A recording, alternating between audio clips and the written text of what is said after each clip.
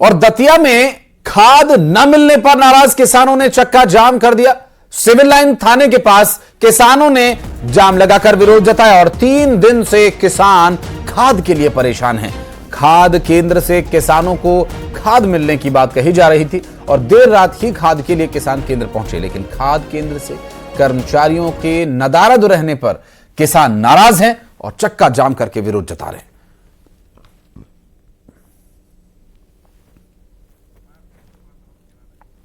तो खाद की समस्या जो किसानों के लिए एक गंभीर समस्या बनी हुई है,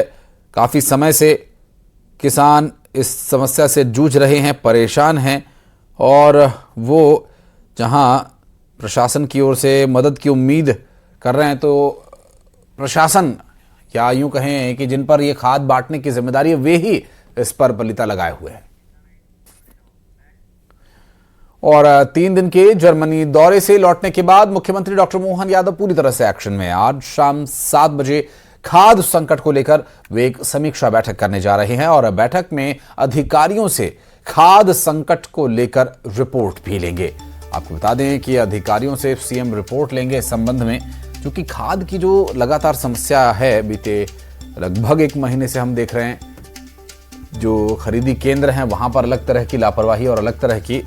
जो समस्या है वो देखने को मिल रही है। ऐसे में अब मुख्यमंत्री स्वयं इस पर नजर बनाए रखेंगे तो निश्चित रूप से इससे जो खाद की समस्या उसका कुछ हल, कुछ निदान निकलने की उम्मीद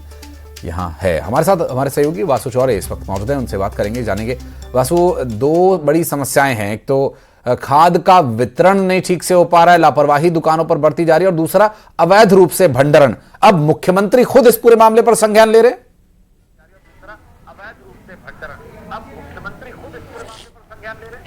बिल्कुल आशीष, देखिए पिछले 1 हफ्ते से मुख्यमंत्री डॉक्टर मोहन यादव विदेश दौरे पर थे, लेकिन जैसे ही वो विदेश दौरे से लौट रहे हैं तो सबसे पहली जो उन्होंने बैठक बुलाई है वो उर्वरक वितरण की समीक्षा बैठक ही बुलाई है। यानी कि खाद वितरण में अब तक क्या कुछ समस्याएं, परेशानियां आई, क्यों खाद बीच समय पर किसानों के पास नहीं पहुंच सका, इस तमाम बातों की जानकारी जो है वो सीएम डॉक्टर मोहन यादव अधिकारियों से, अफसरों से लेंगे और अब किस तरीके से उर्वरक वितरण का, खाद वितरण का जो सिस्टम है उसको दुरुस्त किया जाए और समय पर किसानों को खाद मिल सके, इसको लेकर भी आज बैठक में जो गहन चिंतन है वो किया जाएगा। लेकिन उस सबके बावजूद भी अगर आप देखें तो बीते 1 महीने से लगातार मध्य प्रदेश में खाद का जो संकट है वो बना हुआ है। दतिया से ताज़ा तस्वीरें सामने आई हैं, इसके पहले चाहे नर्मदापुरम हो या मध्य प्रदेश के अन्य जिलों, किसान जो है खाद के लिए खासे परेशान हुए हैं। रात भर, दिन भर जो है किसान लाइनों में लगे रहे, लेकिन उसके बावजूद उन्हें समय पर खाद जो है वो नहीं मिली, जिससे फसलों की बुवाई और अन्य जो कृषि कार्य होते हैं उनमें काफ़ी परेशानियों का सामना जो है वो किसानों को करना पड़ा है। और इसको लेकर बड़े पैमाने पर लगभग पूरे मध्य प्रदेश में शिकायतें भी किसानों की ओर से की गई। सियासी तौर पर भी अगर देखें तो ये मुद्दा काफ़ी गरमाया। कांग्रेस ने लगातार भाजपा सरकार को घेरने का काम किया और अब वही एक बार फिर से जब सीएम डॉक्टर मोहन यादव विदेश यात्रा से लौट रहे हैं तो वो बैठक जरूर लेंगे उर्वरक वितरण को लेकर, और इसके बाद देखना होगा कि कितने हालात बदलते हैं, कितनी तस्वीर बदलती है, किसानों को समय पर खाद बीज उपलब्ध कराने का जो पूरा सिस्टम है उसको कैसे और तेज करने का काम सरकार की ओर से किया जाता है, क्योंकि ये बेहद ज़रूरी होता है कि फसलों के लिए समय पर खाद बीज मिल जाए ताकि उनकी देखरेख अच्छे से हो सके, फसल अच्छी हो, फसल अच्छी होगी तभी तो बेहतर दाम जो है वो किसान को मिल सकेंगे, तभी तो किसानों को सशक्तिकरण होगा। और जिस तरह से सरकार की भी मंशा है कि कृषि को, खेती को लाभ का धंधा बनाया जाए, तो उसके लिए ज़रूरी ये है कि जो मूलभूत आवश्यकताएं होती हैं उनकी समय पर सरकार की ओर से पूर्ति की जाए, और जिसमें सबसे महत्वपूर्ण कुछ होता है तो वो खाद बीज और बिजली पानी की जो व्यवस्था है वो होती है। लेकिन दुर्भाग्यपूर्ण रूप से हर साल इस तरीके की आशीष तस्वीरें सामने आती हैं, लेकिन उसके बावजूद कुछ ना कुछ चूक रह जाती है और समय पर किसानों को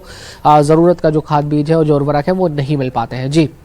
बहुत शुक्रिया वासु आपका इस पूरे मामले पर जानकारी देने के लिए। और खंडवा में खाद के अवैध भंडारण पर बड़ी कार्रवाई की गई। छापेमारी कर 387 बोरियां यहां से जब्त की गई। दुकान मालिक और कर्मचारी सहित 4 पर एफआईआर दर्ज की गई है। आपको बता दें कि खाद को महंगे दाम पर बेचने की शिकायत मिली थी और 108 बोरियां यहां से जब्त की गई हैं। गुरु कृपा कृषि सेवा केंद्र से 279 बोरियां यहां से जब्त की गई हैं और छापेमार कार्रवाई में ये बरामदगी हुई।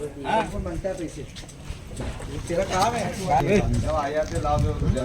चलो पहले सर फेस बनवा बाद में बोल रहा है